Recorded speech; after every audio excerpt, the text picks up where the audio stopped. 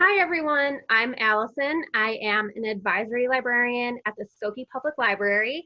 Thanks for joining us for our 10th episode of Book Chat. With us today are Jarrett and Caitlin, and we are so excited to hear the books that they're going to talk about today.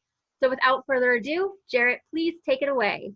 Hi friends, my name is Jarrett Dapier. I'm a young adult librarian at the Skokie Public Library, and I'm very excited to talk to you today about a graphic novel I just read that I absolutely loved called Dragon Hoops. It's by Luen Yang, who some of you might know as the author of American Born Chinese, Secret Coders, and also this summer's most recent Superman graphic novel, Superman Smashes the Klan, which I also highly recommend. But Dragon Hoops is what I want to talk to you about. This is definitely a graphic novel for anybody who is in any way a fan of the game of basketball. This is the story about Gene, who, in addition to being a graphic novelist, also teaches high school. He teaches computer science at a high school in California.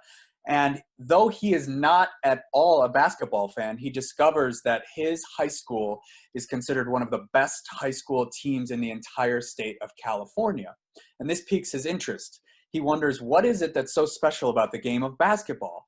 What is it that everybody is so excited about? So he embarks on a journey across an entire year following the high school basketball team as they make their way closer and closer to the state championship title. And as he does so, he comes to really develop a love for the game of basketball. And one thing that I really love about this book is that throughout the story, he intercuts little vignettes, little stories about the history of basketball and how it was invented. So if you love basketball, if you love graphic novels, even if you don't love basketball, I highly recommend Dragon Hoops by Luen Yang. So I'm really happy now to hand you over to Caitlin, who's going to talk about another graphic novel. Hi, I'm Caitlin. I'm one of the youth librarians at Skokie Library, and I'm really excited to talk about AntiHero, which is a graphic novel written by Karyus, Quinn, and Demitria Lunetta, and it's illustrated by Maca. Before I get into why this book is awesome, and it is awesome, allow me to digress. I think that we can all agree that 2020 has been a bonkers year, and this season in particular has been a lot. I've been having a hard time finding the brain space for much more than whatever is directly in front of me. I read a lot, and I know I'm not alone here. Lately, it seems like everything I pick up has been feeling a little bit like work. But then I got my hands on this book, and it was fun. Friends, I had a good time reading this. Here we have Piper Pahar, lovely, popular, adorable, and she just happens to have super strength that she doesn't quite have under control. She moonlights as a superhero, but she is not great at it. And meanwhile, on the bottom here, you can see Sloane McBrute. She is brilliant, maybe evil genius brilliant. She's also a loner with a complicated home life, and she has some relatives that are more than happy to exploit her smarts for nefarious purposes. When Sloane is forced to steal some experimental technology, Piper is on the scene, ready to stop the crime. Of course, she bungles it, and the two girls end up switching bodies, having to literally exist as each other until they can find a way to switch back. There's a lot more to this story that I'm not going to give away. What I will say is that it's a superhero twist on the old Freaky Friday with great characters with whom you will absolutely root for. It is perfect for middle grade and junior high readers, as well as adults who enjoy a well-done, relatively stress-free superhero romp. And now I am thrilled to pass it on to Allison. Thank you so much, Caitlin. I shockingly am talking about another graphic novel. This one just came out in August. It's called Displacement, and it's by Kiku Hughes. It is kind of a time travel book, but it's really deeply rooted in generational memory. It all starts when Kiku goes on a trip to San Francisco and then somehow ends up in an internment camp is what they called it then, but we'll call it an incarceration camp during the 1940s. And it was the same one where her late grandmother, Ernestina, was also forcibly located to. We so often hear that we need to learn history so that it doesn't repeat itself.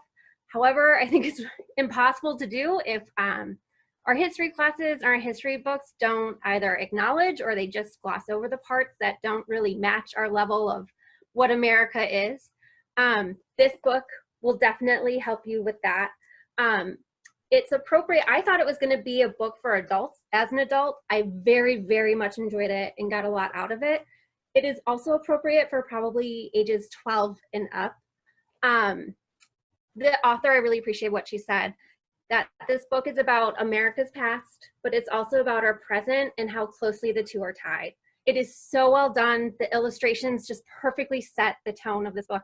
Highly recommend. It is a nonfiction, but kind of not, since it's, you know, time travel as well. So with that, over to Becca.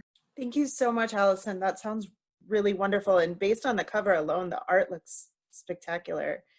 I am going to round us out with one last graphic novel, but before that, I'm Becca. I'm the supervisor of advisory services here at Skokie Public Library. And today I'm going to be talking about Pumpkinheads by Rainbow Rowell and Erin Hicks. Unfortunately, it is not a book that I have physically in front of me. I checked it out via Overdrive, and I thought the experience of reading it was actually really lovely. So I encourage you to do the same if you can't get your hands on the actual physical copy. It is the story of two great friends, Deha and Josie. They have worked for the past 4 years in the succotash hut at the pumpkin patch in Omaha, and they have become the best of friends.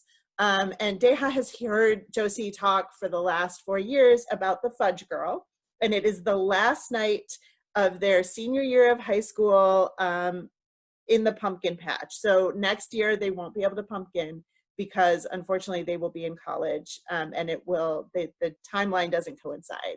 So they decide to seize the evening and make it like full pumpkin patch glory. They go to all of the different snack places in an effort to connect Josie with this unrequited love that he has been pining over for all of these years.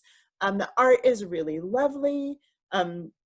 If you are a fan of fall and you are, you know, if you have your decorative gourds out and your sweater and your cup of tea and you're ready to like do this autumn thing, it's a great way to get you in the mood for pumpkin season.